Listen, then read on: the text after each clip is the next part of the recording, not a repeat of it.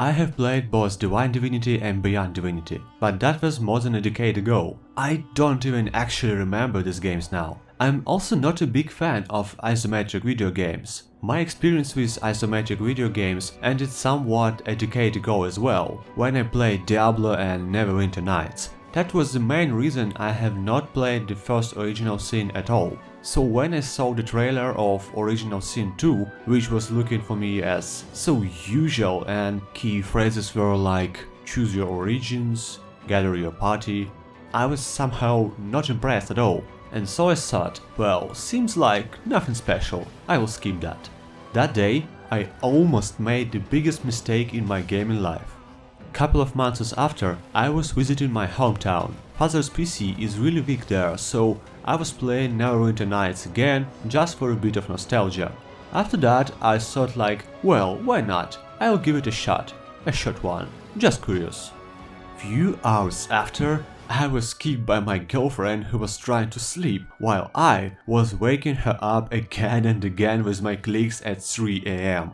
I just dived into it and forgot about everything around. This game gave me that almost, forgotten feeling we all had during our first favorite games played. Feeling like you're reading an amazing book just with yourself as a protagonist. Larian Studios, who made this, are so inspired and enthusiastic people, and you literally see how they place their feelings and inspiration into this game. I was just playing, hungrily absorbing everything the game was throwing on me.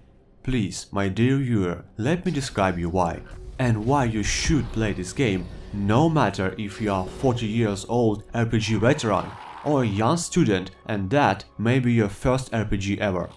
And one more thing before I begin, even isometric view in the game scares you, as most of games are now obviously third person or first person. Just ignore that feeling. Simply ignore it. You will forget about it completely after just a couple of hours. While as for an isometric game, the graphics itself are simply fantastic. Let's start.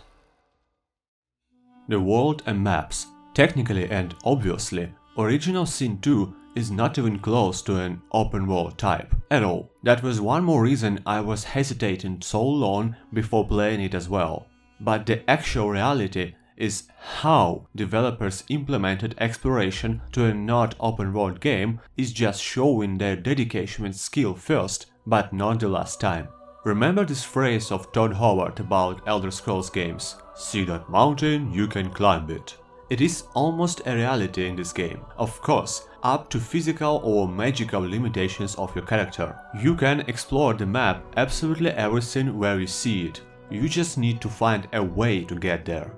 You can jump over the lake of death fog or a big river to fight hidden boss if you have proper jumping skill. You can teleport another member of party on a tree or ruined tower to get the treasure while it is absolutely not possible to get there by feet. Or simply teleport the treasure straight to you. You can climb the walls and trees. If there are some object present, you can climb on. You can spot hidden treasures buried in earth if you have decent level of corresponding skill. You can dig it out with shovel or with your bare claws if you are a lizard race. The maps as a part of a game world are sometimes just huge, and you can explore them dozens of hours and still miss some hidden quests, fights or treasures. That's a first game of that type that can actually give you better freedom of exploration than many games that are claimed to be completely open world. Skills and classes. I was always thinking that in this game type, nothing can beat games like Neverwinter Nights in amount of possible character builds. But after Original Sin 2, I started to hesitate this. Building your character, besides items of course, consists of skills, attributes, abilities, two types, combat and civil, and talents. Skills are something like teleportation, fireball, and so on. Attributes are strength, finesse, constitution, and so on. Combat abilities, dual wielding, one-handed, ranged, and so on. Civil abilities, bartering, lore master, chivalry, and so on. Talents are separate powerful abilities that are usually aimed on improving your particular class skills or powers passively. As you can see, the system overall is pretty something we all got used to and looks pretty usual. But the key thing here is that all character abilities and attributes have synergy and individualism at the same time. Starting class means almost nothing for your future build in overall. You can focus deeply on something particular and become a range-dedicated character or assassin, but anytime you can spend some points in other schools of magic and skills, combining polymorph, archer abilities, necromancy and assassin abilities, or warfare with geomancy. Almost everything in the game can be used with almost everything, and with proper attention, almost any build that may have looked wild and useless in other RPGs can be absolutely useful in Divinity. Your assassin can teleport far-standing mage close to you to kill him using wind magic, infiltrate him, teleport to another enemy using class Shadow Step skill, control that enemy, and finally spread aerial winds using polymorph skills and fly back to your party, returning under protective magic shield. You can literally make a healer necromancer or deadly telekinesis build. Yes, telekinesis killing build, killing enemies by throwing on them chests and rocks lying around. Besides all the regular skills, there are a lot of unique so-called source skills that are using your inner powers that leads to devastating destructive or amazing healing protective abilities that can turn the stream of battle. Long story short, behind the visual simplicity, a complex system with amazing synergy and building possibilities is hiding. Combat and interactive environment. That is the most unique and absolutely stunning part of gameplay in Original Sin 2. First of all, combat is tactical, that forces you to make a good thinking before each step. Secondly, literally everything around you is interactive. Your surroundings, your position, even the weather may be both your sword and shield, but the same it can be for your enemies. You can place distant characters on high spots to receive bonus damage, teleport enemies, colliding them with each other, blow the oil barrels under enemies' feet using fire spells and so on, creating a living hell. You can, for example, block the passage to your fragile characters with boxes, placing these boxes between your party members and enemies, protecting them in this way for one turn. Or, for example, the rain spell that does not has any damage at all, but if you cast rain and then cast chain lightning. Or you can use rain as a salvation from the fire that is burning you. Even your own blood can be used as an elemental resource. You don't like the boss is devouring corpses of his dead allies healing himself, just teleport the corpses out from battlefield and leave him hungry. The story. I am a very conservative person when it comes to the plot, storylines and lore. That's why initially I was honestly aimed to finish the game just to look on combat and skills mechanics. First like 2 or 3 days of playing, I intentionally skipped almost all dialogues because the quest log information and map markers are enough to progress. Never actually read the books or letters I found. But in one of locations, I accidentally saw a dead bear. It was just almost nothing more than just a static object, so I continued to explore. But just like 100 feet after, I met a tiny bear cub who was crying. Oh, and yes, one more thing, in Original Sin 2 there is a pet pal talent that allows you to talk with animals. Initially, you can mistakenly think that it is a completely useless talent. Why you ever need to speak to the stray cat? But who knows, maybe this stray cat knows about hidden entrance from your prison, huh? And so, I met this little bear cub and talked to him, and I was just crushed. I talked not to a bear but to a child who was just completely lost, crying and seeking for his mother after they were separated. I think you can already guess who was his mother. And I don't know why, but I carefully followed the cub till that place where he found his breathless mother, and then I just started dropping the tears. I talked all the dialogue lines possible with that little cub, made sure he is at least safe and there are no enemies around, and only after that I moved forward. After this moment, I just from curiosity read one book, then a random letter, and hour after, I like a maniac scholar was reading all the dialogues line carefully and each smallest piece of papers, because I realized that storyline and world information is written so deep that it is like reading a real fantasy book. Game storyline hooked me completely, never minding I was denying it intentionally. Dialogues, voice action and music.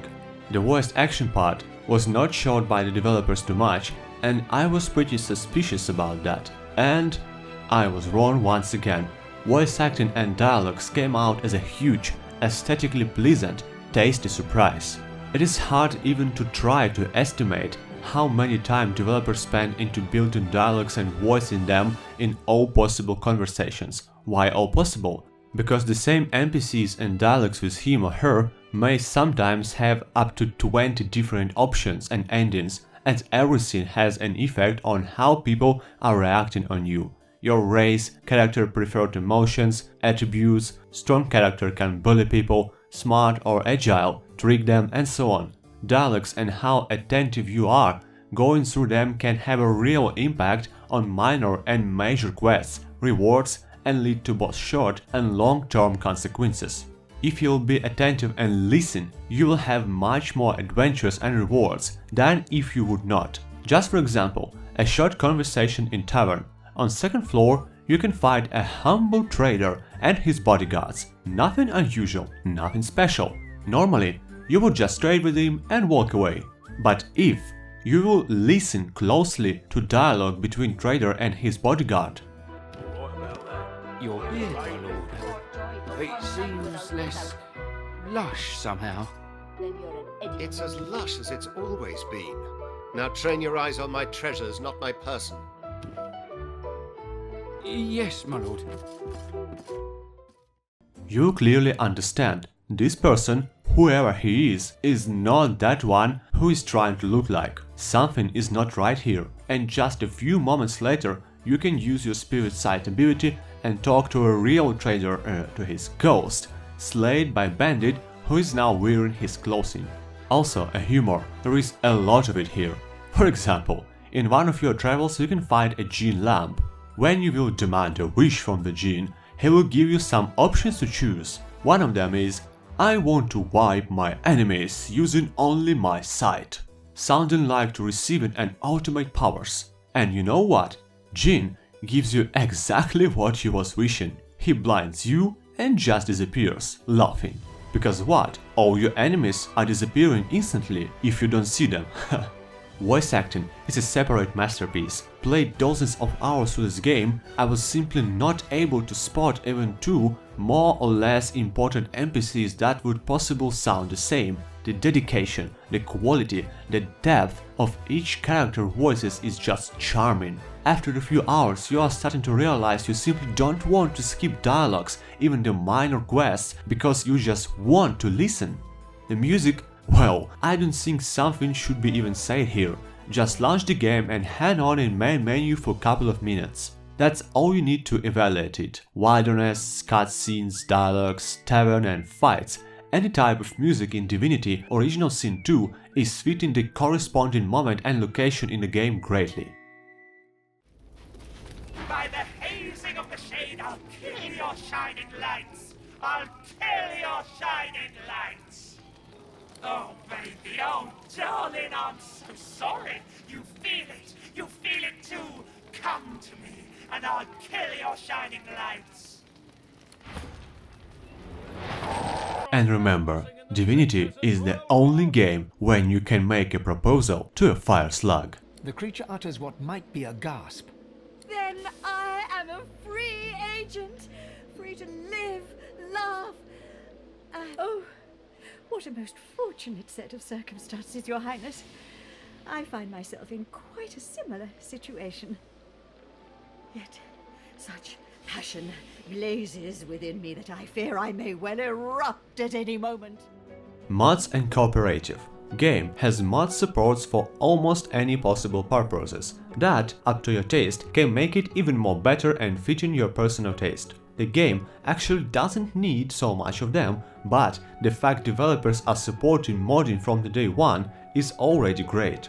Game also supports cooperative gameplay up to 4 players, making walkthrough even more fun if you want to go through the storyline with your friends or family. I need to summarize, I believe. Divinity Original Sin 2 is a charming combination of everything best taken from old-school classic RPGs with amazing graphics and new gameplay mechanics. It offers deep and interesting storyline full of role-playing, memorable characters, beautiful graphics, soundtracks and voice acting, and absolutely unique tactical combat, spiced by a huge amount of character builds possible that can sate the hunger of even the most experienced gamer. During all the time I played this game, I honestly tried to find some flaws in it. I really cannot name even one, and that's insanely surprising for me in a good meaning. Whatever you are doing now, whatever your RPG taste is, just drop everything and buy this game. You will not be disappointed. Divinity Original Sin 2 is definitely one of the best RPGs released during this decade, and huge, breathtaking world that will definitely leave a sweet scar deep inside your soul. They arrived as sorcerers. They left as god-woken. The fate of this god-forsaken world now rested on their shoulders. Or at least on the shoulders of one of them.